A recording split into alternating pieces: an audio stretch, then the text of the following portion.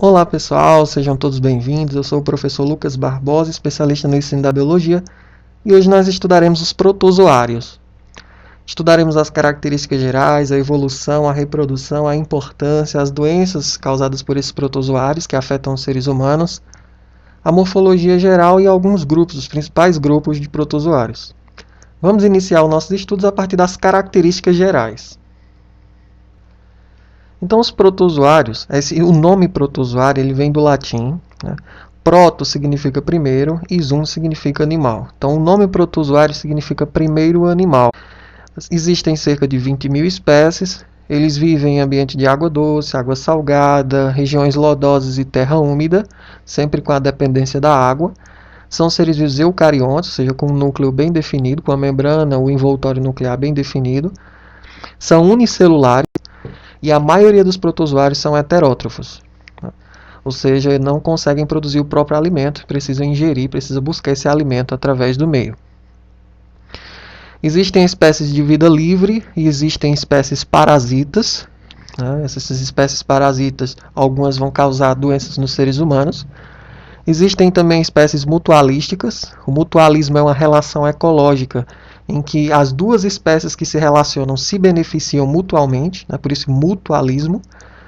E o exemplo que eu posso dar é o gênero Triconinfa, que se relaciona com baratas e cupins e vão digerir a celulose, transformando a celulose em glicose para que esses insetos que se alimentam da madeira, que se alimentam da celulose, possam ter a capacidade de digerir assim e aproveitar essa energia advinda da celulose.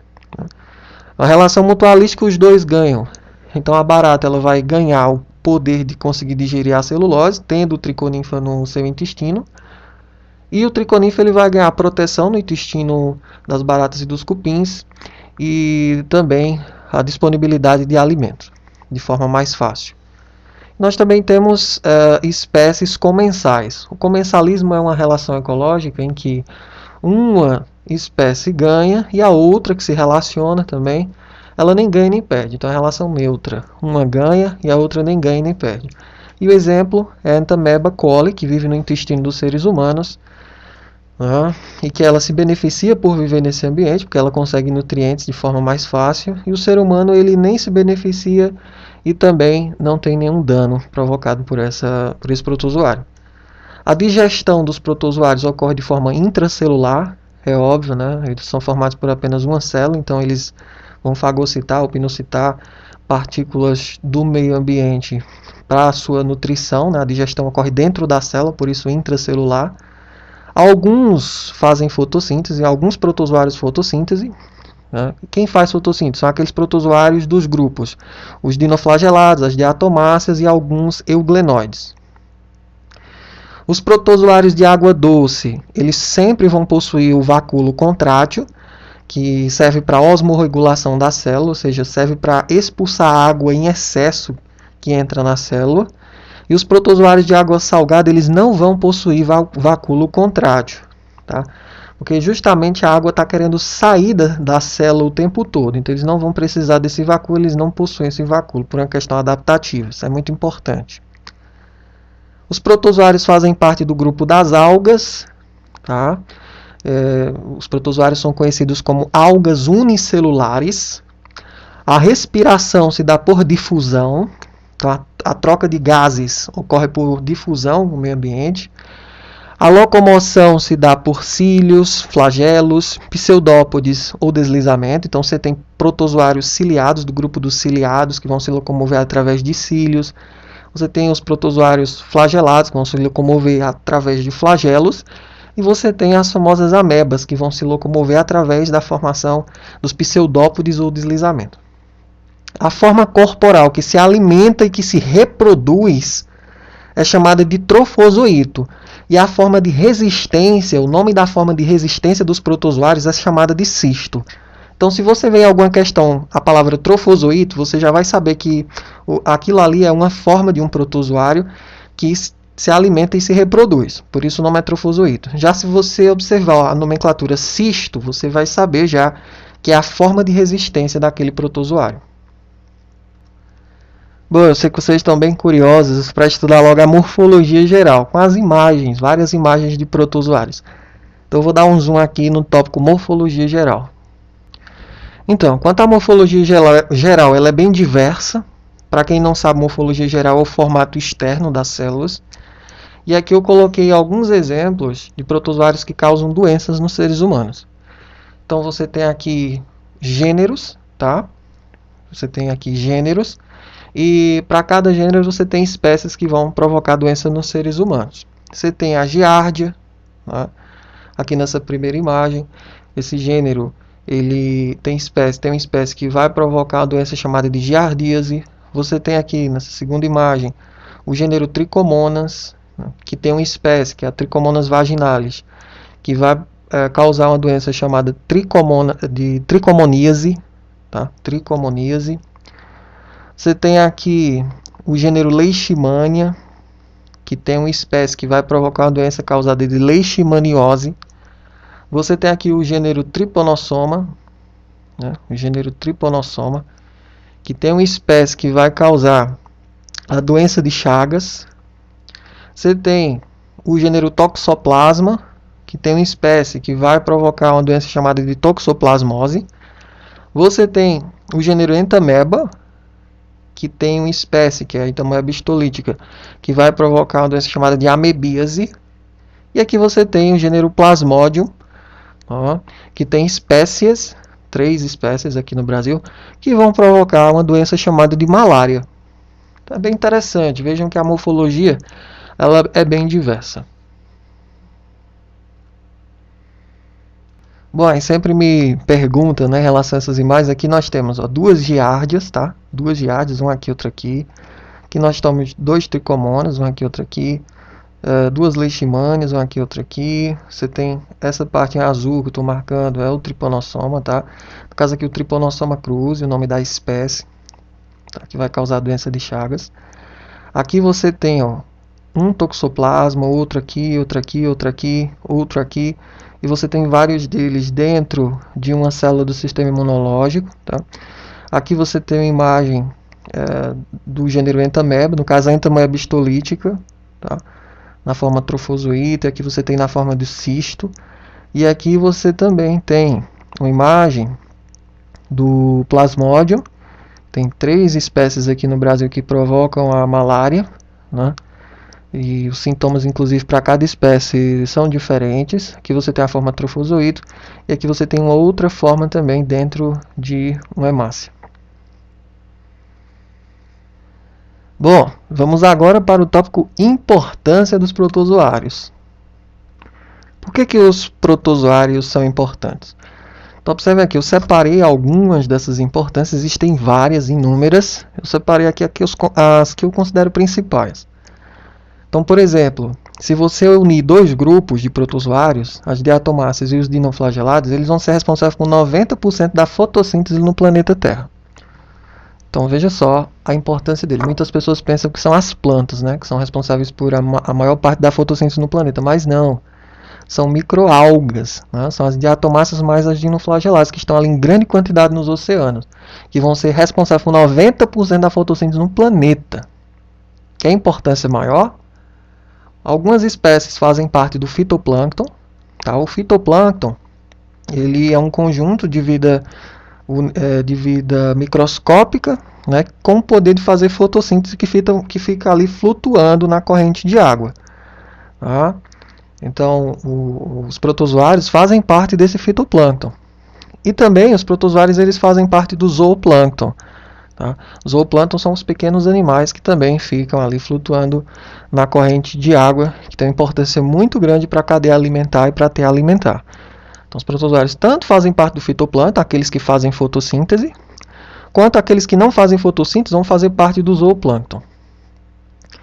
Eles podem estabelecer, os protozoários, né, podem estabelecer relações mutualísticas. Vocês já sabem que o mutualismo é uma relação ecológica em que ambas as espécies que se relacionam vão se beneficiar, e também podem realizar, nós vimos inclusive exemplos, né, realizar relações comensais.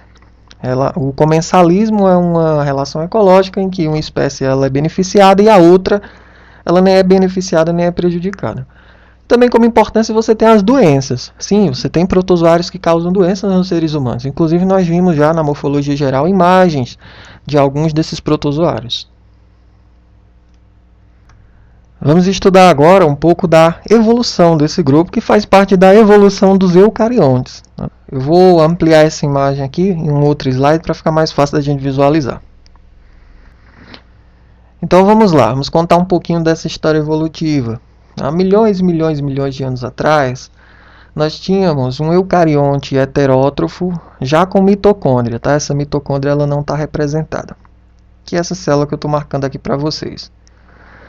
E aí o que acontece? Aconteceu um processo que a gente chama de endossimbiose primária. A endossimbiose primária é quando essa célula aqui ela vai ingerir, ela vai fagocitar uma cianobactéria. E essa cianobactéria, ela possuía, né, já a clorofila A, clorofila B e ficobilinas. Essa cianobactéria ela foi fagocitada, ela foi englobada por essa célula aqui heterótrofa eucarionte com mitocôndria.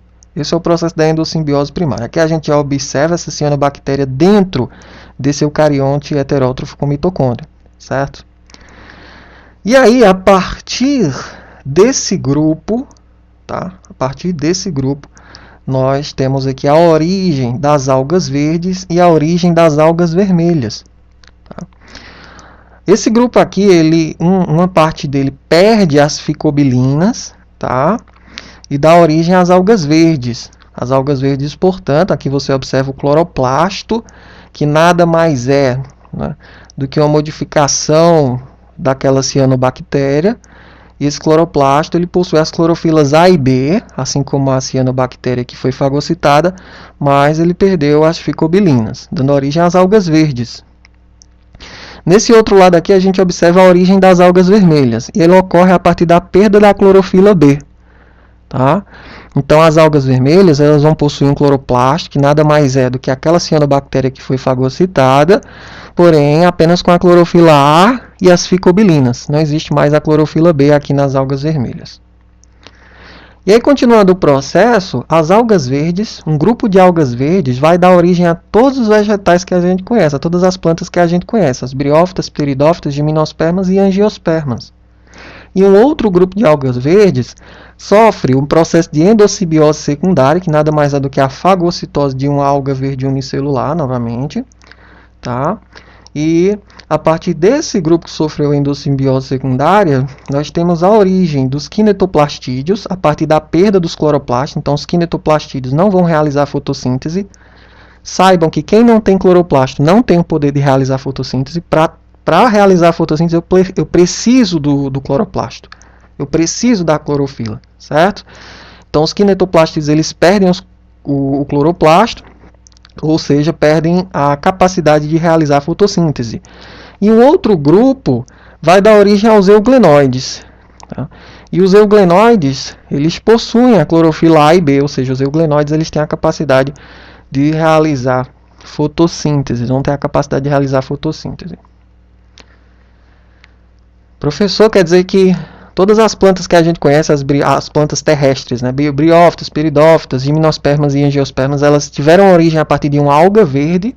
Exatamente. Já no grupo das algas vermelhas, que é aquele grupo, né, que não tem a clorofila B, ele sofre um processo de endossimbiose secundária, também com fagocitando, né, uma alga vermelha unicelular. E esse grupo que sofreu a endossimbiose secundária com a alga vermelha unicelular, ele vai dar origem a todos os grupos que nós vamos estudar. A partir desse ancestral, a partir desse grupo que sofreu a endossimbiose secundária, você tem o ganho da clorofila C e a perda das ficobilinas, né, dando origem a esses 5 grupos. O primeiro grupo é esse grupo aqui, ó, formado pelas algas pardas e as diatomáceas. Então aqui ocorre também o ganho das fucoxantinas. Então as algas pardas elas vão possuir a clorofila A, a clorofila C, né, que a gente já sabe, e essas ficoxantinas. Lembrem-se que houve aqui o ganho da clorofila C e a perda das ficobilinas. As diatomáceas da mesma forma, né, elas vão ter a clorofila A, a clorofila C e também as fucoxantinas que foram ganhas bem aqui. E aí existe um outro grupo, nesse outro ramo aqui, ó, que é formado por esses 3 grupos. Os ciliados, os apicomplexos e dinoflagelados. Observem o que acontece. No primeiro grupo, que é o grupo dos ciliados, ocorre a perda dos cloroplastos. Aí eu disse a vocês, aqueles grupos que não têm cloroplasto, eles não têm a capacidade de realizar fotossíntese. Portanto, os ciliados, lembrem-se disso, não fazem fotossíntese. Perfeito? Eles são heterótrofos, eles não são autótrofos, eles não têm a capacidade de fazer fotossíntese, ou seja, produzir o seu próprio alimento. E aí você tem também, a partir desse ramo, a origem desse outro grupo, que são os apicomplexos e dinoflagelados. Tá? Nos apicomplexos, o que aconteceu? Houve uma modificação no cloroplasto, formando uma estrutura que a gente chama de apicoplasto, que não realizam fotossíntese. Então, a principal característica dos apicomplexos é ter essa estrutura que a gente chama de apicoplasto, que foi originado a partir de um cloroplasto. Lembre-se que o apicoplasto não realiza mais fotossíntese. Tá? Então, estes são os apicomplexos, são heterótrofos. E você tem também a origem desse grupo, que são o grupo dos dinoflagelados. Né? E o grupo dos dinoflagelados apresentam, sim, clorofilas A, C, e também você tem aqui o ganho da peridinina. Então, aqui a gente observa clorofilas A, C e a peridinina. O grupo formado pelos ciliados, apicomplexos e dinoflagelados, a gente dá o nome de alveolados. É isso que vocês precisam saber sobre a evolução, né, dos protozoários. Perfeito?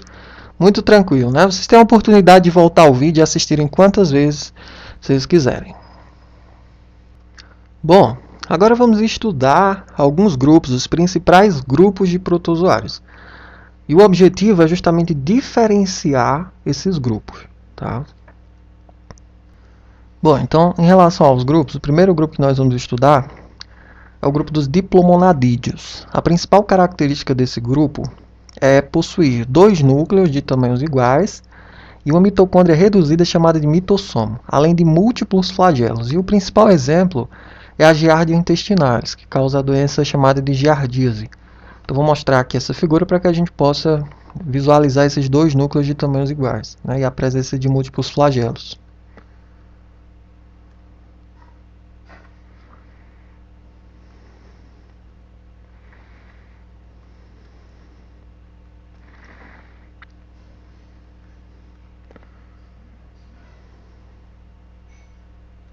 Então, aqui a gente observa a imagem de uma giardia, a presença de 2 núcleos de tamanhos iguais, certo? E a presença de múltiplos flagelos. Não dá para a gente visualizar o mitossomo. Tá?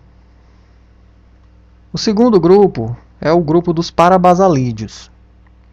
A principal característica desse grupo é possuir uma mitocôndria reduzida, né? Possui mitocôndrias reduzidas chamadas de hidrogenossomos, que são chamadas assim de hidrogenossomos justamente porque ao gerarem energia vão liberar o gás hidrogênio. Os principais exemplos do grupo dos parabasalídeos são Trichomonas vaginalis, né, a espécie Trichomonas vaginalis, e as espécies do gênero Triconinfa. Trichomonas vaginalis é uma espécie que vai causar uma doença chamada de tricomoníase, que afeta a uretra dos homens e a vagina nas mulheres. Triconinfa é aquela espécie, né, de protozoário que vai se relacionar mutualisticamente com alguns insetos que fazem o consumo da madeira. Bom, aqui a gente pode observar a imagem do Trichomonas vaginalis. Tá? Faz parte do grupo dos parabasalídeos. Tá? E os hidrogenossomos vão produzir, ao gerar energia, vão produzir o gás hidrogênio. Então, quando afeta a vagina das mulheres, ocorre a formação de uma secreção bolhosa, né? E essas bolhas, elas nada mais são do que um acúmulo de gás hidrogênio. Além de outros gases que vão ser também liberados.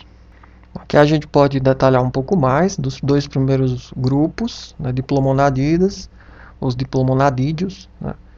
Tem como principal representante a giardia, que a gente vê os 2 núcleos, uma grande quantidade de flagelos, né? Então o exemplo mais importante dos diplomonadidas ou diplomonadídeos para a saúde humana é a giardia intestinalis, que é um parasita intestinal responsável por uma doença chamada de giardíase.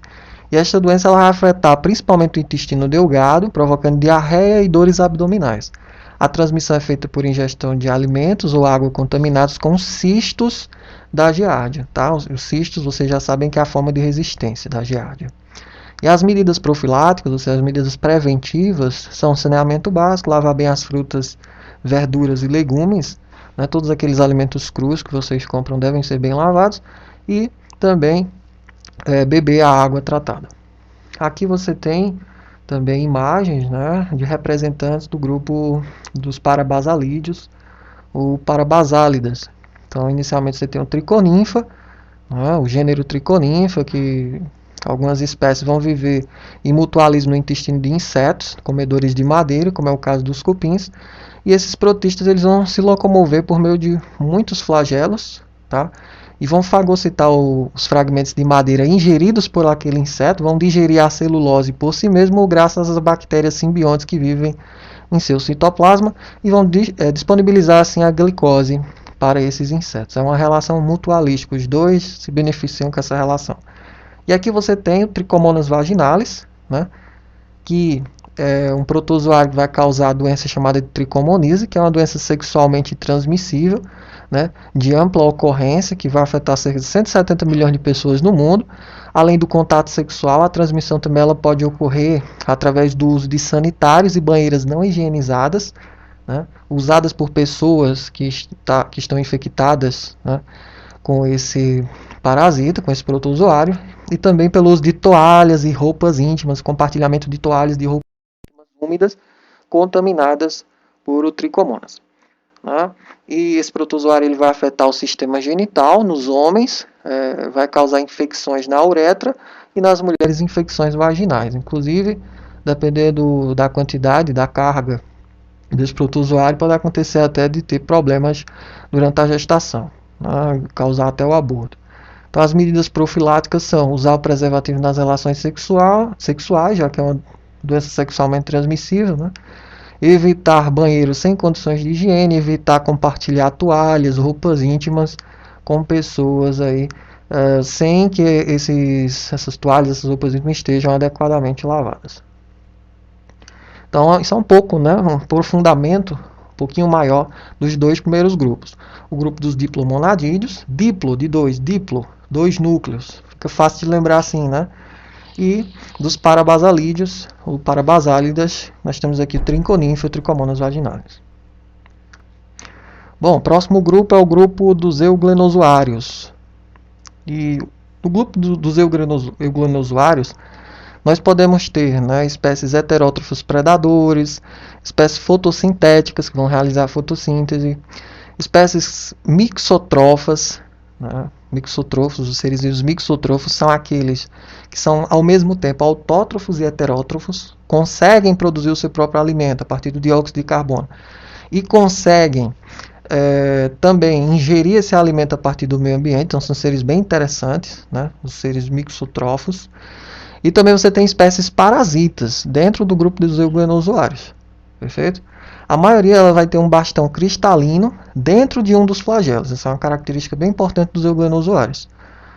E aí você tem dois grupos importantes dentro dos euglenozoários. Você tem os kinetoplastídeos, como é o caso da leishmania, né, que é um gênero que vai causar a leishmania, que tem espécies que vão causar. Na verdade, tem uma espécie que causa a leishmaniose, a doença. E você também tem dentro desse grupo de kinetoplastídeos o Trypanosoma cruzi, que é uma espécie de protozoário que vai causar a doença de Chagas. E você tem outro grupo dentro dos euglenozoários que são os euglenídeos, em que está presente a famosa euglena, que nós vamos ver daqui a pouco a estrutura dela. Perfeito? Lembre-se, quem são os representantes do grupo dos kinetoplastídeos? Leishmania e Trypanosoma cruzi. Tá? E quem é o representante do grupo dos euglenídeos? A euglena. Tanto os kinetoplastídeos quanto os euglenídeos fazem parte do grupo dos euglenozoários. Então aqui nós vemos, né, a imagem do leishmania, faz parte do grupo kinetoplastídeo, e o Trypanosoma que também faz parte do grupo dos kinetoplastídeos. Perfeito? Bom, aqui nós temos um detalhamento maior do grupo dos euglenozoários, detalhando mais o gênero Euglena, né, que a gente observa aí a famosa euglena, que dá nome ao grupo. Aqui nós vemos a estrutura dela, vou dar um zoom um pouquinho maior para a gente visualizar algumas dessas estruturas e da função. Então, nós observamos aqui um estigma ou mancha ocelar em vermelho, um flagelo longo e um flagelo curto, que é uma característica desse grupo, desse gênero da euglena, né? Um flagelo curto aqui dentro, que não sai para fora, né? Da célula. E um flagelo longo, responsável pela locomoção. Nós temos também a presença de um fotorreceptor aqui, que é a estrutura que vai detectar a intensidade da luz, que não é bloqueada pelo estigma. Então a euglena ela vai se deslocar em direção à fonte de luz com intensidade apropriada. Não é para qualquer tipo de luz, é uma luz com intensidade apropriada, né? E vai usar o estigma para fazer essa, como é que eu posso dizer, essa escolha, digamos assim, né? Essa captação. E a euglena ela vai fugir quando a intensidade de luz ela é muito alta. Então esse comportamento ele é bem importante para a adaptação em relação ao melhor aproveitamento da luz também para a fotossíntese. Aqui nós observamos a presença do vacúolo contrátil presente nos protozoários de água doce, né, que é responsável pela osmorregulação, a retirada da água em excesso desse protozoário. Nós temos o cloroplasto, que é a estrutura responsável por fazer a fotossíntese, os grãos de paramilo, você tem o núcleo, o reservatório, né, que é uma reentrância apical da célula, um reservatório dessa célula. Você tem também a membrana plasmática, uma película sobre a membrana plasmática, enfim. E aqui nós temos uma outra imagem, né, mostrando o flagelo de um euglenozoário. A maioria dos euglenozoários eles têm um bastão cristalino dentro de um dos seus flagelos. Perfeito? Um bastão cristalino dentro de um dos seus flagelos, uma característica bem marcante. Então esse é o grupo dos euglenídeos, né, que faz parte do grupo dos euglenozoários. Perfeito? Vou dar aqui para vocês observarem melhor. Os euglenídeos fazem parte do grupo dos euglenozoários. Mas, professor, o senhor disse que também os kinetoplastídeos fazem parte, né, dos euglenozoários. Sim. E aí eu disse a vocês, os dois representantes dos kinetoplastídeos, Trypanosoma cruzi, né, e a Leishmania, no caso a Leishmania brasiliensis. Então, o Trypanosoma cruzi ele vai causar uma doença chamada de doença de Chagas. E a característica dessa doença é que ela vai causar hipertrofia nos órgãos afetados, principalmente no coração. Sim, o coração aumenta de tamanho, tá, na doença de Chagas. E o modo de transmissão é através do inseto da espécie Triatoma infestans, que é o famoso barbeiro ou chupança, né? Inclusive eu tenho um vídeo aí no meu canal ensinando a como identificar um barbeiro. Se vocês quiserem assistir é bem interessante. Então, ao picar, o barbeiro ele, ao mesmo tempo defeca. Quando a pessoa vai coçar aquele lugar, leva as fezes para dentro da corrente sanguínea, né, dentro dessa abertura feita por o ato de picar do barbeiro. E aí os protozoários presentes na fezes, eles entram por esse pequeno corte na pele, caem na corrente sanguínea, e aí acontece todo o processo, todo o desenvolvimento dessa doença, todo o ciclo de vida dentro do hospedeiro, que no caso é o ser humano. Então, o modo, a profilaxia, as medidas profiláticas da doença de Chagas é justamente combater o barbeiro, né, obviamente é combater o barbeiro, e também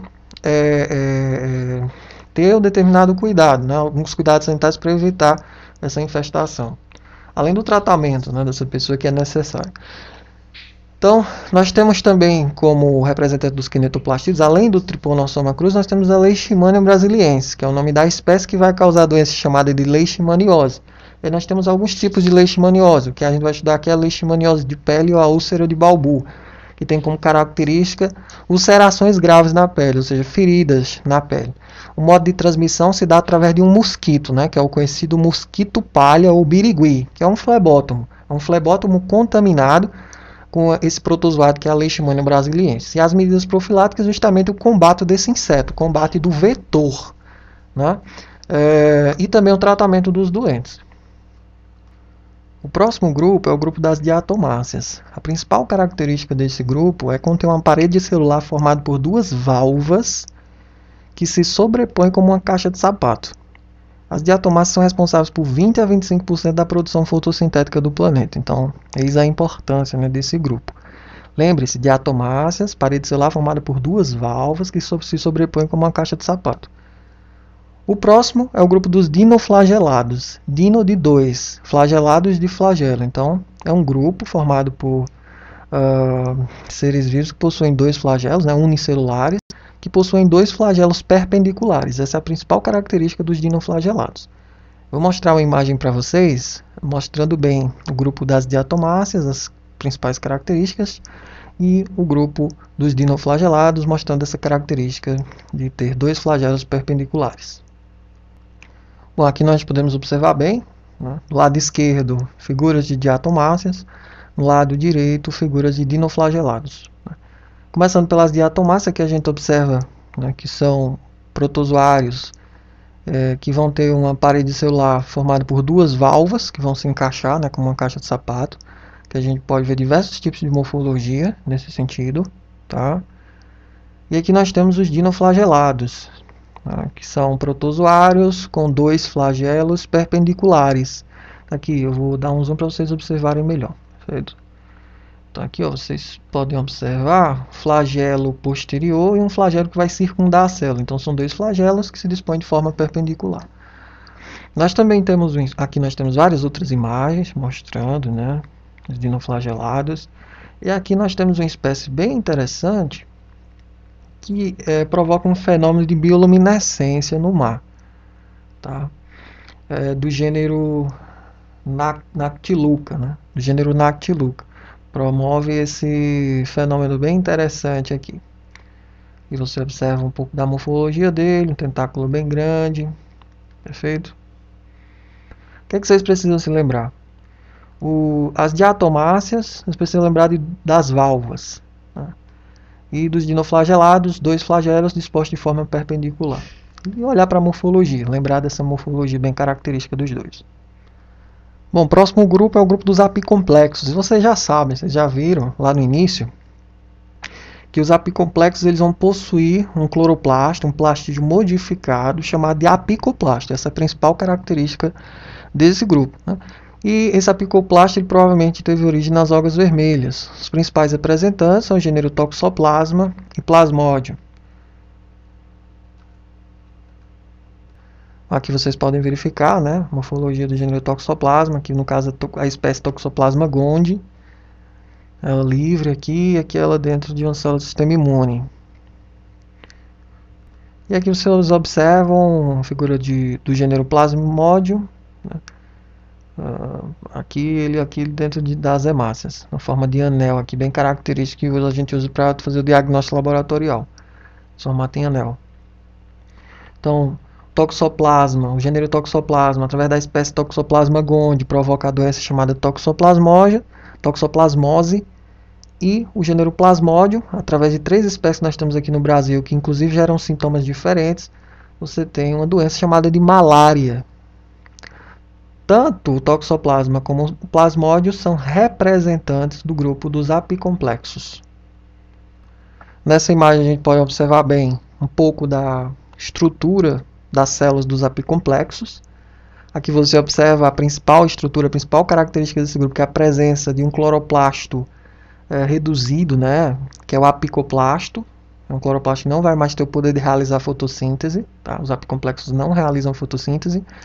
Aqui você observa várias estruturas apicais, né, na parte de cima, relacionadas com a penetração do parasita na célula do hospedeiro. Todas essas vesículas, né, vermelho, escuro aqui, laranja, todas essas estruturas auxiliam na penetração do parasita na célula do hospedeiro. E aí você tem outras estruturas, mitocôndrio, complexo de Golgi, membrana plasmática, alvéolo, retículo endoplasmático granuloso. E aqui a gente observa uma reprodução bem característica dos apicomplexos, né, no ciclo de vida deles, presente no ciclo de vida deles, que é a esporogonia. Então aqui você tem um cisto, né, contendo um ovo, um zigoto 2N. Esse ovozigoto ele vai sofrer o processo de meiose, dando origem a 4 esporozoitos do N, agora, né, metade do número dos cromossomos. Aqui você tem o dobro do número dos cromossomos, né, e aqui você tem a quantidade normal do número de cromossomos. Você teve uma redução na quantidade de cromossomos, não é assim? E esses esporozoides eles vão continuar dentro do cisto, por isso esporogonia. Isso é que é esporogonia. Divisão por meiose, né? E essas células originadas elas vão continuar dentro desse cisto aqui. Ocorre também mitose, dando origem a 8 esporozoides que vão permanecer dentro desse cisto e só após é que eles vão sair, por isso o nome esporogonia. Divisão do núcleo, cada núcleo vai formar uma nova célula, e isso sem sair, né, desse cisto. E aqui detalhando um pouco mais sobre a doença para vocês, né, nós temos como representante dos apicomplexos o Toxoplasma gondii e o Plasmodium, né?